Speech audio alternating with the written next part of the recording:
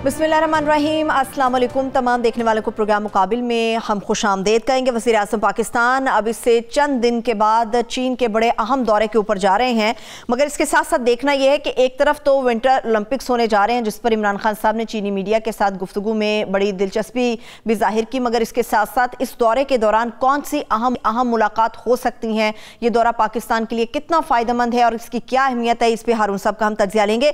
मगर इसके साथ साथ रूस और यूक्रेन का तनाज़ा आखिर है क्या, इन दोनों के तनाज़े के दरमियान अमेरिका की इस कदर दिलचस्पी क्यों है और अमेरिका के अमल दखल की बुनियादी वजह क्या है, ये भी डिटेल्स आपके साथ शेयर करेंगे। कराची के हवाले से ज़रूर बात करेंगे, वहाँ पर सियासी सूरत हाल क्या है, मगर इसके साथ साथ बल्दिया कानून पर पेशरफ्त के हवाले से भी बात होगी और पाकिस्तान पोलियो फ्री होने में कितने पॉइंट्स अभी दूर है, कितनी अभी दूरी बाकी है कि पाकिस्तान को पोलियो फ्री करार दिया जाएगा, इसके ऊपर भी प्रोग्राम के आखिरी हिस्से में तफसील के साथ मालूमात आपके साथ हम शेयर करेंगे। मगर सबसे पहले हारून साहब, बड़ा इंपॉर्टेंट दौर चाइना का, इमरान खान साहब ने आज बात की जब चीनी मीडिया से तो उन्होंने दिलचस्पी भी जाहिर की, उन्होंने कहा कि मुझे शिद्दत से इंतजार है कि जब मैं चाइना के अंदर जाऊंगा और वहां पर मुलाकातें करूंगा। हाँ, ये एक बहुत तारीखी पेशरफ्त हो सकती है, इसलिए कि दुनिया भर का मीडिया इसे अहमियत दे रहा है। इंडिया में तो बहुत चीखो पुकार है और बहुत अजीबोगरीब तबसरे किए जा रहे हैं और बड़े अंदेशे ज़ाहिर किए जा रहे हैं। चीन में भी इसको अहमियत दी जा रही है। ये कहा जा रहा है कि सबसे अहम जो वहाँ मेहमान हैं वो रूसी सदर हैं पुतिन और इमरान खान हैं, और इस बात का बहुत इम्कान है कि साइड लाइन पे उनकी मुलाकात हो। ठीक। और इसका एक तवील पस मंज़र है, जो इंडिया जो जिस तरह अमेरिका के साथ चला गया, उसके बाद रूस पाकिस्तान के साथ बेहतर ताल्लुकात चाहता है और उसकी वजूहात हैं। ये भी तय है तकरीबन, अब उसका तारीख़ का ऐलान तो नहीं हुआ कि पुतिन जो है पाकिस्तान आएंगे। अच्छा। और 2-2.25 करोड़ रुपए की जो गैस पाइपलाइन है कराची से कसूर तक, उसका इफ्तिताह करेंगे। और ये तो 2015 में मंजूर हुआ था, फिर इसमें रुकावटें पड़ती रहीं और हम अंदाज़ा ही कर सकते हैं क्यों रुकावटें पड़ती रहीं। उसमें हमारी ब्यूरोक्रेसी का सुर्ख फीते का भी हाथ है, लेकिन और अवामल भी हो सकते हैं। ज़ाहिर है कि पस पर्दा अमरीकी दबाव भी हो सकता है और अमरीकी लाबियों की सरगर्मियाँ भी हो सकती हैं। तो रूस बहुत इंटरेस्टेड है पाकिस्तान में बैलेंस करने के लिए अपना जो अमेरिका और भारत के ताल्लुकात, बल्कि ये कहना ही चाहिए जापान और ऑस्ट्रेलिया भी और बरतानिया के साथ भी जो उनके ताल्लुकात की नोयत है। देखिए, ये किस्सा शुरू होता है 9-10 दिसंबर से। सही। पहली बात तो यह है कि जो बाइडन ने अभी तक फ़ोन नहीं किया है इमरान खान को, और वो पाकिस्तान को ज़िम्मेदार समझते हैं अफ़गानिस्तान में अपनी नाकामी का, इसलिए कि कोई ना कोई कुर्बानी का बकरा तो चाहिए होता है। जंग तो उन्होंने कभी कोई जीती नहीं है, ना इराक़ में जीत सके, ना वहाँ पे वियतनाम में जीत सके, ना और कोई जंग जीत सके। तो जंग तो उन्हें हारनी थी, ये तो बहुत पहले बता दिया गया था उन्हें कि बेहतरीन सूरत यही है कि मुज़ाकरात करें, अमरीकी फ़ौजी लड़ने के लिए तो नहीं है। तो वो उसका जो बायकाट किया इसलिए कि भाई पस मंज़र यही था कि वो अपने पाकिस्तान को ज़िम्मेदार करार दे रहे थे, और जो बाइडन ने टेलीफोन नहीं किया इमरान खान को, तो इमरान खान ने जवाब में अमरीकी अहदेदारों के साथ निचले दर्जे के अहदेदार तो नहीं थे, बड़े दर्जे के थे, लेकिन उनके साथ मुलाकात से इनकार कर दिया। उसमें गालिबन CIA के चीफ भी शामिल थे। ठीक। और भी कई इस दौरान अमरीकी आए, उनमें से किसी से उन्होंने मुलाकात नहीं की। तो रूस का इंटरेस्ट ये है कि पाकिस्तान के उसके अपने मफादात हैं बहुत। पाकिस्तान के इन्फ्लुएंस को वो इस्तेमाल करना चाहता है, जो अफ़गानिस्तान में जो पाकिस्तान का इन्फ्लुएंस है, जो ताल्लुकात हैं, पाकिस्तान के सिर्फ ताल्लुकात का मसला नहीं है। तालिबान हर बात तो पाकिस्तान की नहीं मानते, ज़ाहिर है, अभी तो उनका पूरा कंट्रोल भी वैसे नहीं है, लेकिन पाकिस्तान समझता बहुत है अफ़गानिस्तान को। दुरुस्त। और ये कोई मतलब वैसे तो 1000 साल पुराने ताल्लुकात हैं, लेकिन ये कि पिछले 40-45 साल में तो पाकिस्तानी अदारों ने बहुत काम किया है और रूसी अमन चाहते हैं इस इलाके में। उन्हें अंदेशा है उनका ज़ेर असर जो इलाका है, जो 5-6-7 मुसलमान रियासतें हैं, उसमें इसके असरात हो सकते हैं। वो इसमें पाकिस्तान से मदद के ख़्वाह हैं। तो ये बहुत बड़ा ब्रेक थ्रू हो सकता है। और अमरीकी तो क्या वो चैनल का नाम है, इंडियन चैनल ने तो ये कहा है कि एक नया इत्तेहाद बन सकता है। नामुमकिन नहीं है वैसे। पाकिस्तान, चीन और रूस और पाकिस्तान, जिसमें बाद दूसरे ममालिक भी शामिल हो सकते हैं। ठीक है, ठीक है। लेकिन हारून साहब, जिस तरह से आपने कहा कि रूस के ताल्लुकात की कुछ वजूहात हैं, मगर इसके साथ साथ आपने कहा कि रूसी सदर मुमकिनात में शामिल है पाकिस्तान का दौरा करें।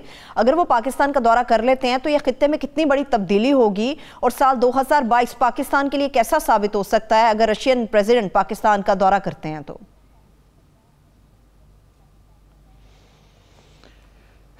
देखिए, ये तो अगर इमरान खान कोशिश कर रहे हैं कि चीन और रूस के जो गहरे करीबी ताल्लुकात हैं, आपको मालूम है यूक्रेन पे जो मौक़िफ़ है उनका क्या है। चीन का वो पूरी तरह डट कर रूस का साथ दे रहा है और अमेरिका पे नुक्ताचीनी कर रहा है। और अब सिर्फ रूस ही का क्या साथ वो दे रहा है, अमेरिका और चीन आमने सामने खड़े हैं और एक नई सर जंग का आगाज़ हो चुका है, जिसकी बहुत सी इम्प्लिकेशन सारी दुनिया के लिए होंगी। तो इमरान खान की कोशिश ये है कि चीन के वैसे ही उनकी ज़ाती भी उनसे जो मुलाकात हुई थी उसमें बहुत कुर्बत नज़र आई थी, और ऐसा लगता है कि वो एक दूसरे को पसंद करते हैं। ये फितरी है बिल्कुल। बाद लोगों की तरफ माइल होते हैं। आपने देखा था जब रूस गए थे इमरान खान, तो बहुत पजीराई उनकी की, पुतिन ने उन्हें अपने करीब बिठाया, उनसे मुसलसल बात करते रहे। दोनों की बॉडी लैंग्वेज से ज़ाहिर था कि वो बड़ी हम आहंगी है। ज़ाहिर है इमरान खान अमेरिका को पसंद नहीं करते, अमेरिका इमरान खान को पसंद नहीं करता, और ये भी सब जानते हैं कि इमरान खान के मुखालिफिन की मदद भी वो करने की कोशिश करते हैं। अब उसकी तफसीलात का ये मौका नहीं है, लेकिन ये बिल्कुल ज़ाहिर है कि उनके पसंदीदा लोग यहाँ कौन हैं जो उनके कहने पे चल सकते हैं। सही। तो इंडियन मीडिया तो ये कह रहा है कि ये एक बिल्कुल तारीख़ी वाक़या हो सकता है, और मेरा ख्याल में यही है, हो सकता है, पॉसिबिलिटी है।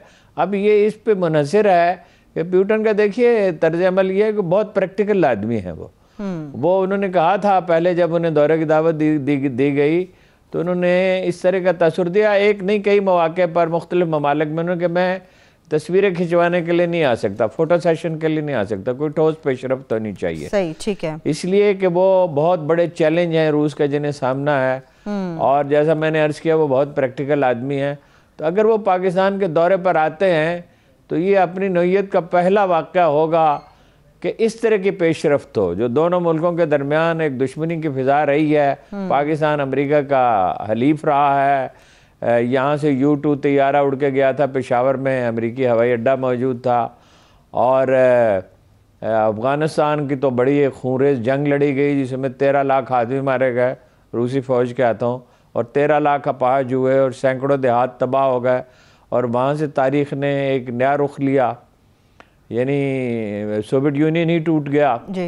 यही बात चीन के एक अखबार में कही गई है, जो सरकारी अखबार है, कि सोवियत यूनियन तो अपना दिफा करता रहा, रूस तो अपना दिफा करता रहा सोवियत यूनियन के टूटने के बाद, उसे इतना मजबूर न किया जाए। ठीक है, ठीक है। हारून साहब, विंटर ओलंपिक्स के हवाले से जब इमरान खान साहब ने बात की, हमें सबको पता है कि एक तरफ तो हम शिकवा करते हैं कि अमेरिका के हवाले से कि अमेरिका का रवैया पाकिस्तान के साथ ठीक नहीं है जिस तरह से होना चाहिए, मगर दूसरी तरफ हम देख रहे हैं कि विंटर ओलंपिक्स के अंदर पाकिस्तान जा रहा है। रशियन प्रेसिडेंट तो ऑलरेडी कह चुके थे कि मैं वहां पर जाऊंगा, शिरकत करूंगा, मगर अमेरिका और उसके इत्तेहादियों ने बायकॉट कर रखा है। तो क्या पाकिस्तान के लिए कोई मुश्किलात खड़ी हो सकती हैं इस इशू को भी लेकर?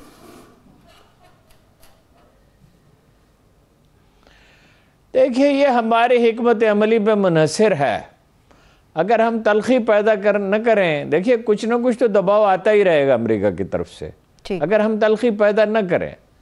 मसलन ये यानी इस्टेब्लिशमेंट का नुक्ता नज़र ये है कि खान साहब को जाना चाहिए था वहाँ पे। ये अगरचे इसका इजहार नहीं किया गया, लेकिन हम जानते हैं उनका नुक्ता नज़र ये था कि खान साहब को जाना चाहिए था। वो जो भी उनका रवैया हो वो सॉफ्ट करने की कोशिश उन्हें करनी चाहिए, इसलिए कि आलमी मालियाती अदारे बहरहाल उनके ज़ेर असर हैं, IMF उनके ज़ेर असर है, FATF में फैसला जो भी होगा उसमें अमेरिका का अमल दखल बहुत ज़्यादा होगा। वर्ल्ड बैंक आपको अगर लोन देगा, एशियाई तरक्याती बैंक अगर आपको लोन देगा, तो वो जाहिर है कि अमेरिका का उसमें अमल दखल होगा। वो हमेशा तो नहीं रोक सकते, लेकिन अक्सर रोक सकते हैं। और FATF में तो बहरहाल उन्हीं का रसूख सबसे ज़्यादा है, IMF में भी उनका रसूख सबसे ज़्यादा है, अक़वाम मुत्तहिदा में भी उनका रसूख सबसे ज़्यादा है। तो अमेरिका ने तो सिर्फ बाइकाट नहीं किया है, देखिए ना, बाइकाट तो किया है अपना जापान ने भी, ऑस्ट्रेलिया ने भी, कनाडा, डेनमार्क, लिथुआनिया, अमेरिका और खिलाड़ी उनके शरीक हो रहे हैं, लेकिन लीडरशिप नहीं जा रही है अमेरिका और उसके इत्तेहादियों ने जी। तो खिलाड़ी जा रहे हैं, दिस इज़ वेरी इंटरेस्टिंग, लेकिन नहीं जा रहे। मतलब वो आगे चल के मैं वजाहत करूँगा कि यूरोप में और अमेरिका में भी इख्तलाफात हैं, और वक्त गुजरने के साथ वो बढ़ सकते हैं अगर अमेरिका कमज़ोर होता है। इसकी पॉसिबिलिटी तो है कि वक्त गुजरने के साथ चीनी मईशत बढ़ती जाए, और अगर रूस जो है वो क़ुव्वत हासिल करता है और अलाइज मिल जाते हैं चीन को, कोशिश तो वो कर रहे हैं सारी दुनिया में, ज़ाहिर है वो इन्वेस्टमेंट भी कर रहे हैं, और रूस के साथ ताल्लुकात में बहुत बेहतरी आई है।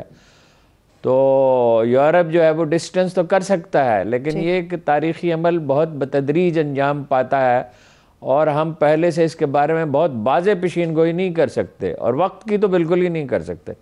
देखिए शरीक कौन हो रहा है, रूस शरीक हो रहा है, पाकिस्तान, ये तो जाहिर है, काज़किस्तान, पोलैंड, सर्बिया, मुत्तहिदा अमारात, कतर, थाईलैंड, अक़वाम मुत्तहिदा के सेक्रेटरी जनरल जा रहे हैं, दिस इज़ वेरी इंटरेस्टिंग। और कुछ और ममालिक भी हैं, आलमी अदारा सेहत के सरबराह भी जा रहे हैं। सही। तो उसको नाकाम करने की जो कोशिश थी वो तो कामयाब नहीं हो सकी। सही, ठीक है। आपने अभी इस्टेब्लिशमेंट के हवाले से जब हारून साहब बात की, तो आपने कहा कि अमेरिका के अंदर जो डेमोक्रेसी समिट हुआ था उसके अंदर इस्टेब्लिशमेंट की ख्वाहिश थी कि इमरान खान साहब शिरकत करें। एनी हाउ, अमेरिका और चीन के जो ताल्लुकात हैं, इस पर मुझे एक आखिरी सवाल ये पूछना है, इन दोनों के ताल्लुकात के बारे में क्या वज़ीर-ए-आज़म पाकिस्तान इमरान खान साहब और इस्टेब्लिशमेंट, इन दोनों के नुक्ता नज़र में कोई हम आहंगी मौजूद है या फिर नहीं?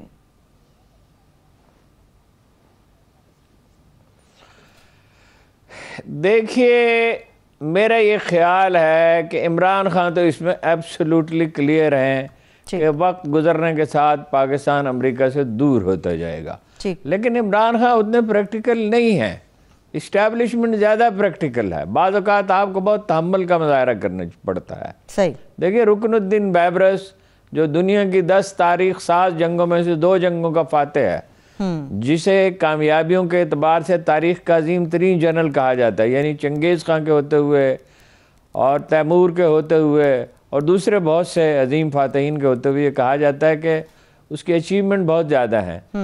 तो उसकी हिकमत अमली ये थी, जब वो तातारियों से लड़ रहा था तो उसने उन्हीं के ख़ानदान में बाद लोगों से रब्ता किए, उनमें से एक मुसलमान हो गया था, उसकी जगह पे हज किया, उसको एक तवील ख़त लिखा, और रोम को अपना, यानी इटली को, जो उस वक्त बड़ी ताकत थी, रोम जो है वो सिर्फ इटली तो नहीं था, वो तो उनका बहुत सा इलाका ज़ेर असर था, उसको गैर जानबदार रखने की कोशिश की।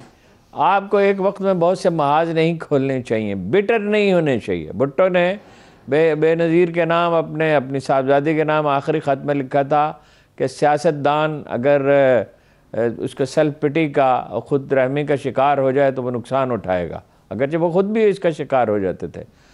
तो इसमें इस्टेब्लिशमेंट का नुक्ता नज़र ये है कि अमेरिका से ताल्लुकात बिगाड़े बग़ैर चीन के साथ ताल्लुकात में गहराई पैदा की जाए। ठीक। लेकिन खान साहब का अपना एक मिजाज है, अब वो ज़ाहिर है इसमें मुशावरत तो होती है, दोनों की अप्रोच में ज़रा सा फ़र्क है, और ये फ़र्क जो खुदा करे कि नज़री ही रहे, प्रैक्टिकल ना हो। और मेरा ख़्याल है कि कोई ज़्यादा ख़तरा तो नहीं है। लेकिन अब देखिए ना, सूरत हाल ये हो गई है कि आपका दिफाई इन्हिसार तो सारे ही चीन पे हो गया, दिफाई इन्हिसार तो आपका चीन पे हो गया ना, तैयारे वहाँ से आ रहे हैं और टैंक उनके साथ मिलकर बनाया है, लड़ाका तैयारा उनके साथ मिलकर बनाया है, फ्रिगेट वहाँ से आ रहे हैं, बहरिया की क़ुव्वत आप उनकी मदद से बढ़ा रहे हैं, और उन्हीं का नफसियाती दबाव है इंडिया पर, जो सबसे बड़ा फैक्टर है कि वो पाकिस्तान में कोई शरारत नहीं कर सकता। पाकिस्तान खुद भी इस पोजीशन में है, वैसे इंडिया को जवाब दे सकता है। पाकिस्तान की फ़िज़ाइया बेहतर है और फ़ौज का मोराल बहुत बेहतर है, पाकिस्तानी फ़ौज में तो कोई ख़ुदकुशी के वाक़यात नहीं होते, इंडियन आर्मी में तो ख़ुदकुशी के वाक़यात होते हैं।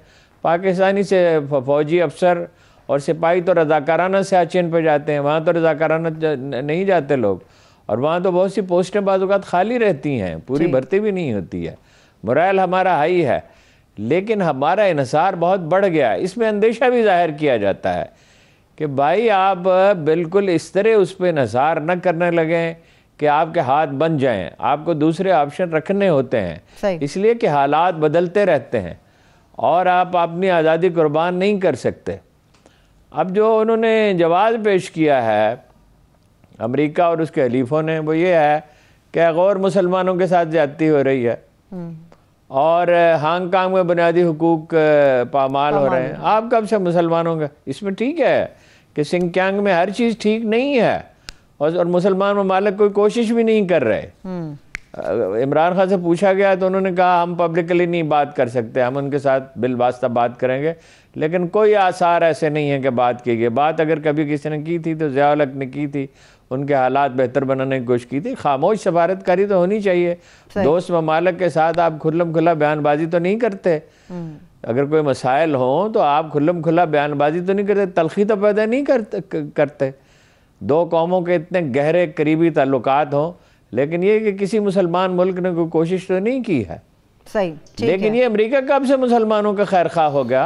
फ़लस्तीन में कत्ले आम है, कश्मीर में कत्ले आम है, भारत में मुसलमानों के साथ यानी इतनी ज़्यादती हो रही है, उनका दायरा तंग इस कदर उनका यानी महदूद किया जा रहा है उनके किरदार को। सरकारी मुलाजमतों में वो पहले नहीं है, कारोबार में उनका हिस्सा बराह राम है, हालांकि वो यानी ज़्यादा टैलेंटेड लोग हैं। उनके पड़ोस में श्रीलंका है जहाँ 8% मुसलमानों की आबादी है और कोई बहुत अच्छे ताल्लुकात नहीं हैं तमाम तबकात के साथ उनके, इसके बावजूद मईशत में उनका हिस्सा 24% है जी।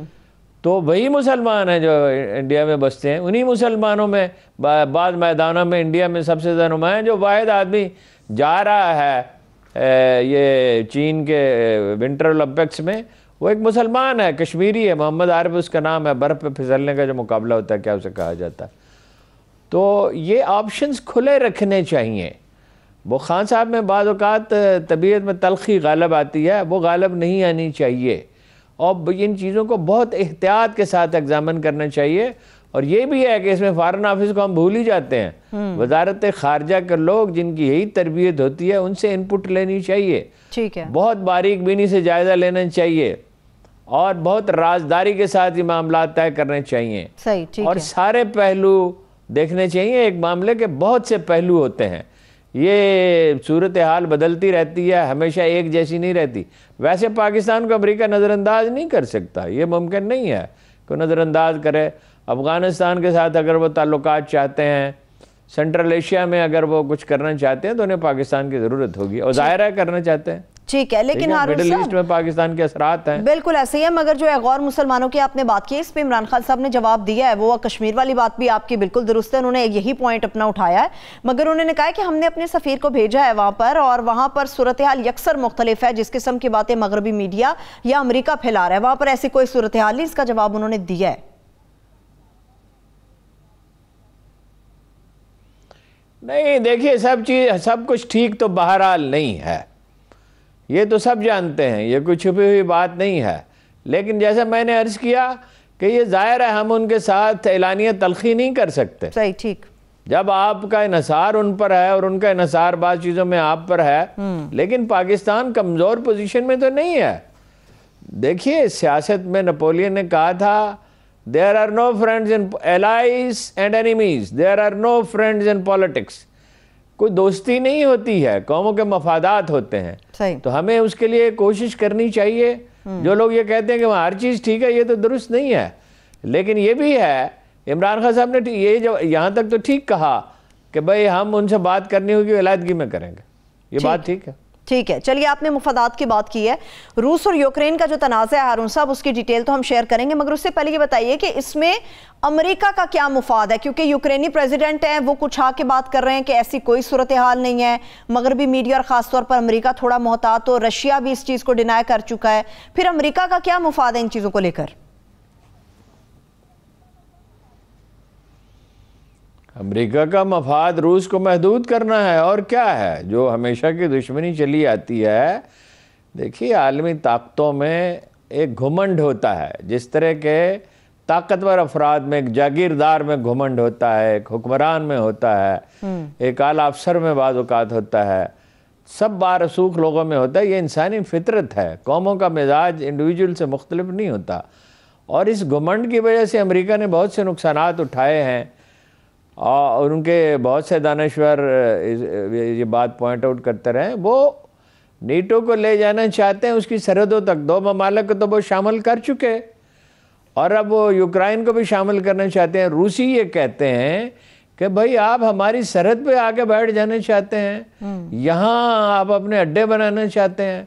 ज़ाहिर है ये सूरत हाल तो काबिल कबूल नहीं है। यूक्रेन के सदर जो हैं वो ये कहते हैं कि भाई हमारी मईशत तबाह हो जाएगी, हमारे लिए मसाइल पैदा हो जाएंगे। दबे अल्फाज में अमेरिका, रूस के साथ तो आवेज़श है ही, अमेरिका पे भी दबे अल्फाज में वो नुक्ताचीनी कर रहे हैं कि आप अपने सफारतकार क्यों निकाल रहे हैं।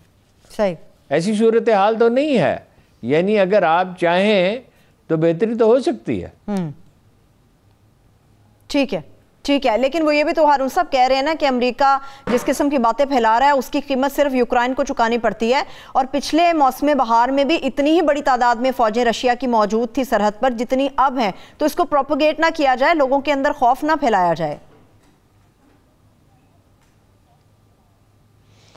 नहीं, फौजें तो देखिए रही एक तरफ, 1 लाख फौज है, टैंक हैं, बख्तरबंद गाड़ियां हैं, हत्ता कि तिब्बी अमला है। 15,000 जंगजू रूस नवाज यूक्रेन के अंदर मौजूद हैं। इससे पहले क्रीमिया पर वो कब्जा कर चुके हैं।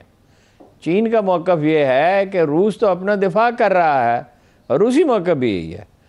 और लेकिन ये बात याद रखिए कि रूस एक बड़ी जंगी ताकत है अब भी। यानी S-400 मिज़ाइल जो हैं वो आज भी दुनिया के बेहतरीन मिज़ाइल समझे जाए, और भी बहुत सा जंगी साजो सामान वो ऐसा बनाते हैं जिसमें वो अमेरिका के मद्दे मुकाबल हैं, और उनका एक दायरा असर है। फिर ये कि चीन ही सिर्फ उनका हलीफ नहीं है, इलाके में दूसरे ममालिक भी हैं। तो जंग का ख़तरा बहरहाल है। यूक्रेन के सदर ने तो ये कहा कि बाद ममालिक ये कह रहे हैं कल ही जंग शुरू हो जाएगी, लेकिन ये बहुत से मुबस्सिरीन कह रहे हैं कि फरवरी में जंग का अंदेशा है। ठीक है, चलिए मैं इस पे हारून साहब मजीद और उससे बड़ी खराबी पैदा होगी। देखिए रूस गैस। ठीक है हारून साहब, माजरत ब्रेक की तरफ मुझे बढ़ना है, एक ब्रेक की तरफ चलते हैं। ब्रेक से वापस आएंगे तो फिर हारून साहब की तरफ जाएंगे और रूस और यूक्रेन की तरफ पर तो बात करेंगे। हम पाकिस्तान की पॉलिटिक्स के हवाले से खासतौर पर कराची को भी डिस्कस करेंगे। हमारे साथ रहिए। ब्रेक के बाद एक बार फिर से प्रोग्राम में हम आपको खुशामदीद कहेंगे। रूस और यूक्रेन के हवाले से हारून साहब हम बात कर रहे थे। आपने जिस तरह से बताया, बड़े मुबस्सिरीन का यह ख्याल है कि फरवरी में जंग का अंदेशा है, तो इस जंग से बचा कैसे जा सकता है? क्या सालसी का किरदार किसी को अदा करना होगा या फिर कोई दूसरा तरीका अपनाया जा सकता है इस पर? देखिए पहले तो ये बात समझ लें कि एक बड़ी खौफनाक जंग होगी, शायद बड़े पैमाने पर न हो, लेकिन अमेरिका ये जंग जीत नहीं सकता है। क्रीमिया पे 2015 में कब्जा कर लिया उन्होंने, ये कहानी यहाँ भी दोहराई जा सकती है, इसलिए कि बहुत से लोग रूस के हमें, क्रीमिया में तो रेफरेंडम उन्होंने करवा दिया था। अच्छा, दूसरी बात यह है कि भारत के साथ मामलात और ख़राब हो सकते हैं रूस के। वो पहले ही शिकायत कर चुके हैं कि आपका मीडिया काज़ाकिस्तान के मामले में और यूक्रेन के मामले में रूस पे इल्जाम तराशी कर रहा है, उसके इमेज खराब कर रहा है। यूरोप के साथ भी फासला बढ़ सकता है, इसलिए कि रूस बहुत बड़ी मिकदार में पेट्रोल और गैस पैदा करता है, ख़ासतौर पर गैस के लिए जर्मनी वगैरह का तो इन्हिसार है। अब रोकने की कोशिश तो हो रही है, फ्रांस में मुज़ाकरात हो रहे हैं जिसमें जर्मनी भी शामिल है, लेकिन यह है कि अभी तक किसी पेशरफ्त का इम्कान नहीं है, पैदा नहीं हुआ। रुक भी सकती है और रुकनी ही चाहिए, वरना पेट्रोल ऑलरेडी $90 पे पहुंच चुका है। ये अगर 100 या इससे ऊपर चला जाता है तो बहुत से ममालिक की मईशत पर तबाहकुन असरात पैदा होंगे और जंग फैल भी सकती है। मुमकिन है कि भाई जंग ना हो बहुत ज़्यादा, कई ममालिक उसमें शामिल ना हो जाएं, लेकिन ये है कि वो उसके असरात हमंगीर होंगे। सही। बहुत ज़्यादा दुनिया पे इस पर गहरे असरात होंगे। ठीक है, पेशरफ्त के हवाले से हम बात मजीद भी कर लेते हैं। पाकि पॉलिटिक्स के ऊपर, कराची शहर के ऊपर बात करते हैं। कराची के अंदर जो बल्दिया कानून के हवाले से पेशरफ्त हुई है और इसके साथ साथ MQM इसके ऊपर क्या बात करे कि जमात इस्लामी को मामू बना दिया गया है, इसी पर बात करने के लिए हमारे साथ इस वक्त जमात इस्लामी के कराची से अमीर हाफिज़ नईमुर रहमान साहब मौजूद हैं।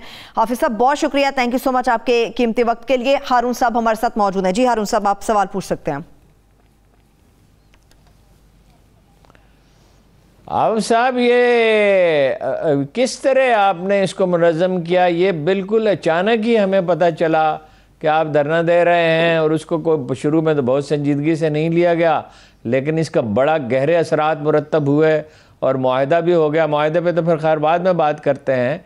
और ये इसको इतनी हमागीर मुहिम आपने कैसे बना दिया? हारून साहब, बस मैं आपको बताऊं कि मामला तो बहुत पके हुए हैं और बहुत अरसे से कराची के जो शहरी हैं ना, वो मुतलाशी हैं कि कोई उनका निजात दहिंदा बने। इसलिए कि 30-35 साल लोगों ने बहुत बर्बादी देख ली है, बहुत तबाही देख ली है। बड़ी उम्मीदें लोगों से लगाई, कुछ नहीं मिला। फिर पिछले 2-3 साल पहले जब एक तूफान खड़ा हुआ तो कराची के लोगों ने सोचा कि शायद नेशनल लेवल पर PTI जो है वो हमारे दुखों का मतावा बनेगी, भरकर वोट डाला, लेकिन फिर भी कुछ नहीं मिला। MQM तो हमेशा मैंडेट का सौदागरी करती रही। तो कराची का ना ट्रांसपोर्ट का कोई निज़ाम है, ना पानी मिल रहा है, बिजली का निज़ाम तबाह है, बुरा हाल है इस वक्त जो है। तो इसलिए लोग मुतलाशी तो है। जब जमात इस्लामी ने तहरीक शुरू की 3-4 साल पहले और उसको मुनज़्ज़म किया तो आहिस्ता आहिस्ता में रिस्पॉन्स मिलना शुरू हुआ। फिर ये आ गया अब जाके एक्ट। जब ये एक्ट आ गया तो उसमें तो उन्होंने रहस्य इख्तियारात भी छीन लिए। उस पर हमने बहुत ज़बरदस्त रिएक्शन दिया। बदकिस्मती से अपोजिशन पार्टियां ऑल पार्टीज करती रही और हम तहरीक चलाते रहे। हमने कराची बचाओ मार्च किया बहुत बड़ा, हमने 11-12 बैकवक्त धरने किए शहर में, फिर सिग्नेचर कैंपेन की और फिर आखिर हमने ऐलान किया कि हम 31 दिसंबर को आकर बैठ जाएंगे सिंध असेंबली पर। हम बैठे तो वो समझ रहे थे हम 1 दिन में या 2 दिन में चले जाएंगे, लेकिन हमने कहा कि अब तो हम अपना हक लेकर जाएंगे और जबरदस्त किस्म की तहरीक बनी। इस धरने को हमने पुरअमन रखा, एक पत्थर नहीं फेंका। सामने सेक्रेटेरिएट था, उसको 1 घंटे 1 मिनट के लिए भी बंद नहीं किया, बल्कि अंदर जाके उसकी सफाई करते रहे लोग। फिर उसके बाद जो है हमने इस पूरे धरने को मौजूद रखते हुए पूरे शहर में बड़े बड़े मार्च किए। खवातीन का पाकिस्तान की हिस्ट्री का, जिम्मेदारी से कह रहा हूँ, सबसे बड़ा धरना और एहतजाज किया यूनिवर्सिटी रोड पर, जलसा किया। और साथ साथ इस धरने को भी हमने फूड स्ट्रीट यहाँ पर लगा दी, कराटे शोज हुए, टैलेंट हंट प्रोग्राम हुआ, आर्ट्स के मुकाबले हुए। तो ये पूरा एक जबरदस्त किस्म की गैदरिंग बन गई और शर्त ये थी कि पुरअमन जिद्दोजहद। हमने बहुत नामालूम अफराद का बोझ उठा लिया, हमने बहुत ज्यादा कारोबार बंद करके देख लिया, हड़तालें यहाँ पर होती रही, हमें कुछ नहीं मिला। अब पुरअमन सियासी जमहूरी आईनी जिद्दोजहद हमने की और फिर हमने बिलाखिर तय किया था कि 5 बड़ी शाहराहों को ऊपर बैठ जाएंगे, धरना देंगे। ज़ाहिर हुकूमत से बातचीत चलती रही, पहले वो नहीं मान रहे थे, फिर मान गए, फिर चले गए और बिलाखिर हमने उनसे बहुत सारी चीजों पर इत्तेफाक करवा लिया। और 2021 का जो कानून है जो ये लेकर आए थे उसको कलअदम करने का एक 2 बड़ी क्लॉज के साथ नासिर हुसैन शाह ने ऐलान किया कि तालीम और सेहत के सारे इदारे वापस करेंगे। ज़ाहिर 21 के कानून में यही बहुत बड़ी काबिल एतराज बात थी जो वापस हो गई। बल्कि 2013 में जो MQM और पीपल्स पार्टी मिलकर, आप गिनवाना पसंद करेंगे बुनियादी नुकात क्या हैं? आप बताना पसंद करेंगे बुनियादी नुकात क्या हैं? क्या क्या तब्दीलियां होंगी आपके मुआहदे के नतीजे में? और क्या ये मुआहदा तहरीरी है? जी, ये मुआहदा तहरीरी है और यही शर्त थी कि तहरीरी होगा और मीडिया के सामने खुद वजीर साहब पढ़कर सुनाएंगे। ये दोनों बातें पूरी हुई। तहरीरी मुआहदा है और मीडिया के सामने पढ़कर सुनाया गया है और नासिर हुसैन शाह साहब ने सुनाया है। पहली बात तो ये है कि 1000 के करीब जो KMC DMC के स्कूल थे कराची के, वो उन्होंने वापस करने का ऐलान किया और उसके लिए वो जैसे ही असेंबली का इजलास होगा तरमीम लाएंगे। दूसरा, सेहत की तकरीबन 200-250-300 डिस्पेंसरियां, basic health unit, training centre, Abbasi Shaheed अस्पताल, leprosy hospital, Sarfaraz Afiqi hospital और KMDC, इन सब के ऊपर जो सूबाई हुकूमत ने इनको ले लिया था, उन्होंने कहा कि तरमीम के जरिए ये भी वापस हो जाएगा। फिर हमने कहा कि नहीं, सिर्फ ये बात नहीं है, आप मेयर को वाटर एंड सीवरेज बोर्ड का चेयरमैन बनाएं। इस पर हमारा मामला बहुत दिन तक अटका रहा, उनको अप्रूवल्स नहीं मिल रहे थे, हमने प्रेशर बढ़ाया और बिलाखिर वो मान गए और अब वाटर एंड सीवरेज बोर्ड का चेयरमैन मेयर होगा, कचरे के निजाम का चेयरमैन मेयर होगा। और इसी तरह हमने मालियाती तौर पर बहुत रिमार्केबल अचीवमेंट ली है। PFC अवार्ड इलेक्शन के 30 दिन बाद मुनक़िद होगा। PFC के नतीजे में जो है वो हमें मालियाती इख्तियारात मिलेंगे और ट्राई जिला टैक्स में जो शेयर हमारा 25% हो गया है, हमने मनवा लिया कि वो वाकई जो हिस्टोरिकल शेयर 76% है वो मिलेगा। इसी तरह से हमने इस बात को मनवा लिया कि यूसीओ को आबादी की बुनियाद पर पैसे दिए जाएंगे। और फिर हमने ये भी मनवा लिया, जो 50 साल से हमारा मुतालबा था अब्दुल सत्तार अफगानी की बल्दिया इस मुतालबे पर जिद्दोजहद करते हुए टूट गई थी, वो गिरफ्तार हो गए थे, वो है मोटर व्हीकल टैक्स। हमने इस मुआहदे में ये कानून का हिस्सा नहीं था, ये भी मनवा लिया। और फिर ये भी मनवा लिया कि बाकी चीजें जिन पर इत्तेफाक नहीं हुआ है, ये अब खत्म नहीं हुआ मामला, बल्कि तमाम इदारे डिवॉल्व करने होंगे और उसके लिए मुज़ाकरात भी जारी रहेंगे। और हमने कह दिया कि हमारा एहतजाज भी जारी रहेगा। तो इससे इन हालात में जबकि कोई कुछ करने के लिए तैयार नहीं था, इससे बेहतर कोई चीज नहीं हो सकती थी। हमने इसको यहाँ लॉक किया और उसके बाद अगली जिद्दोजहद शुरू। अभी मैं लियारी में हूँ, यहाँ हमारा कारवां चल रहा है, मैं अपनी गाड़ी में बैठकर आपसे बात कर रहा हूँ और बहुत जबरदस्त हजारों लोगों का कारवां है जो पूरे लियारी में गश्त कर रहा है। जमात इस्लामी ने शहर के अंदर एक तारुफ पैदा कर दिया है। चलिए हाफिज नईमुर रहमान साहब, उम्मीद यही करते हैं कि जो भी होगा कराची की आवाम के लिए बेहतर होगा, उनके हक के लिए मुनासिब होगा, अच्छा होगा। बहुत शुक्रिया, थैंक यू सो मच। वक्त मेरे पास बहुत, एक ब्रेक की तरफ चलते हैं। हाफिज नईमुर रहमान साहब हमारे साथ मौजूद थे, मगर हम ब्रेक से वापस आएंगे तो पाकिस्तान के अंदर पोलियो केसेज और पोलियो फ्री होने के हवाले से तफसील के साथ आपके साथ डिटेल्स शेयर करेंगे। हमारे साथ रहिए। ब्रेक के बाद एक बार फिर से प्रोग्राम में हम आपको खुशामदीद कहेंगे। पाकिस्तान इस वक्त पाकिस्तान के अंदर जो पोलियो के हवाले से केसेज हैं उसके अंदर बहुत बड़ा एक संगे मील अबूर किया गया पाकिस्तान ने, कि पाकिस्तान में पहली मर्तबा ऐसा हुआ है कि पूरा एक साल गुजरने के बाद किसी किस्म का पोलियो का कोई केस रिपोर्ट नहीं हुआ। ये बहुत बड़ी कामयाबी है।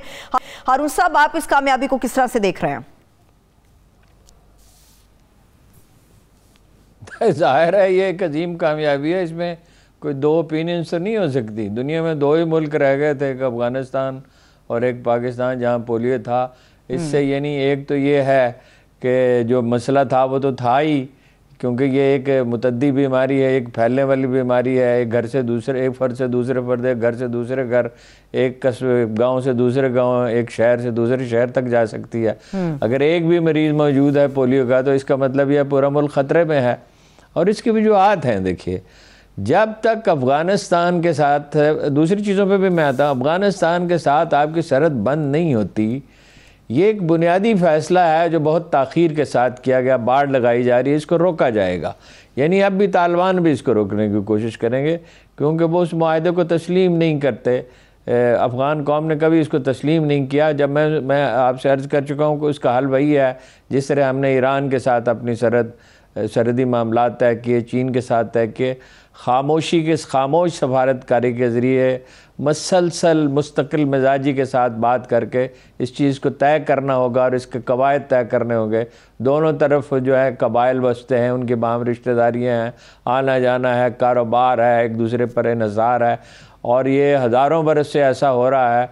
तो अब कम से कम 300-400 बरस से तो ये हो ही रहा है। किसी ज़माने में पख्तूनख्वा के इलाके में पश्तूनों की आबादी ज़्यादा नहीं थी, लेकिन वो माइग्रेट करते रहे और यहाँ उनकी आबादी, वो पाकिस्तान का भी एक नहायत अहम हिस्सा है, उसकी फ़ौज का भी, उसकी इस्टेब्लिशमेंट का भी, उसकी सियासत का भी, उसके कारोबार का भी। वो वली खां कहा करता था कि पठान का ट्रक पेशावर से चलता है, कराची चलता है। लिहाजा वो ये तो नहीं कर सकते, आप अफ़गानिस्तान के ताल्लुकात ख़राब तो नहीं कर सकते, मगर इस मामले को निपटाना होगा और ये उनकी मदद भी करनी होगी। ये है कि वहाँ पोलियो की मुहिम में हमारा अब ये बड़ा कामयाब तजर्बा है, उनकी मदद भी करनी होगी। दूसरा ये है कि जो सिर्फ इससे नहीं हो सकता, यानी सरकारी कोशिशों से नहीं हो सकता, लोगों को समझाना होगा कि खुदा के बंदो, दुनिया में कभी हैज़े की वबा फैलती है, कभी ताउन की फैलती है, कभी कोरोना की फैलती है, कभी ये तो 50s में, पिछले सदी में अमेरिका में हज़ारों लोग इसका शिकार हुए थे और अमवात भी हुई थी। इसी तरह स्पेन में जो वबा हैज़े की फैली की थी उससे भी हुआ था। ये एजुकेट करना भी होता है लोगों को। अब आपका एजुकेट करने के लिए एक तो ये तालीमी अदारों में इसको किया जाए, उलमा से मदद ली जाए। बहुत से उलमा मदद करने के लिए तैयार है, मौलाना फजलुर रहमान ने भी बयान दिया है इसके हक़ में। और मुश्किल ये है कि इमरान खान साहब ने कोई वर्किंग रिलेशनशिप तो किसी तरह की रखी नहीं है अपोजिशन के साथ। भाई इख्तलाफात भी होते हैं और बहुत शदीद इख्तलाफात भी होते हैं, लेकिन बाद मामलात में तो वर्किंग रिलेशनशिप होनी चाहिए। और सेहत के मामले में हमारा बुनियादी प्रॉब्लम यह है कि शुरू से एक तो ये कि बहुत से बच्चे स्कूलों में जाते ही नहीं हैं और हमें इसकी कोई परवाह नहीं है। हम दुनिया में तालीम पर सबसे कम खर्च करने वाली कौमों में से। फिर ये है कि हमारे निसाब में सेहत की कोई अहमियत ही नहीं है। दुनिया भर में जो जिंदा अक़वाम है वो लोग चंद चीज़ों का शऊर बख्श दिया। बहुत छोटे बच्चों को ट्रैफिक के कवानीन सिखाए जाते हैं, सेहत के बुनियादी उसूलों की तालीम दी जाती है। सही। तो बहरहाल ये अचीवमेंट तो है, लेकिन इस अचीवमेंट को बरकरार रखना होगा। अफगानिस्तान से या किसी भी दूसरे मुल्क से जहाँ से आपको अंदेशा ज़्यादा अफगानिस्तान से है, किसी को पोलियो के फ्री सर्टिफिकेट के बगैर, बल्कि ये है कि कतरे पिलाए जाएं वहाँ पे लोगों को, सही, यानी बच्चों को ख़ास तौर पे। बच्चे आते हैं पढ़ने के लिए, बच्चे आते हैं और जाते हैं वो अफ़गानिस्तान, फिर वापस आते हैं। आप इसे रोक तो नहीं सकते, आपके उनके गहरे तारीख़ी ताल्लुकात हैं। और अफ़गानिस्तान बहुत अहम मुल्क है पाकिस्तान के लिए, भी सेंट्रल एशिया का रास्ता भी है और भी कई एतबार से अहम है। ठीक है, बिल्कुल। तो ये इसको कोशिश को बरकरार रखना होगा। जब आप एक जंग जीत लेते हैं तो उसके बाद दुश्मन का पीछा किया जाता है। दुश्मन आपका बीमारी है, दुनिया इसमें आपकी मदद करने के लिए बिल्कुल तैयार है। फिर ये है कि ये जो जाहिल उलमा हैं, उलमा तो नहीं उन्हें कहना चाहिए, वो आलम तो जाहिल नहीं हो सकता, जो इसके खिलाफ प्रोपेगेंडा करते हैं। फिर इंडिया है जो इन लोगों को इस्तेमाल करता है। तो इन सब चीज़ों पे कॉन्शियस रहना चाहिए, एक जामे हिकमत अमली रहनी चाहिए।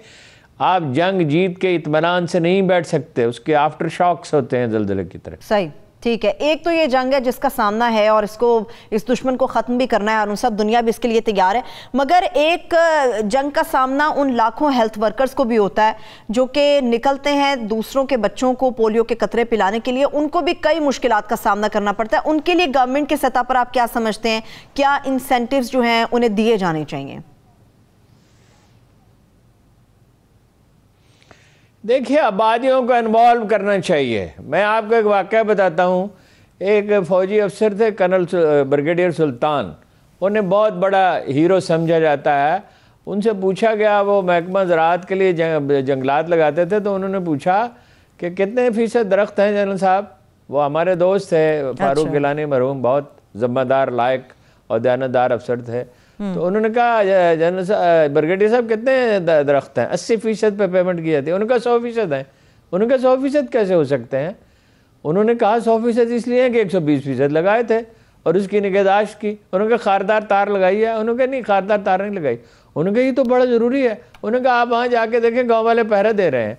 मैंने उन्हें एजुकेट किया, उन्हें समझाया है कि इससे शाखें गिरेंगी, पत्ते गिरेंगे जो आपके काम आएंगे, मौसम बेहतर होगा, साए में आप बैठ सकेंगे, 1000 तरह के आपको फ़ायदे होंगे। तो आप इसकी हिफाजत करें।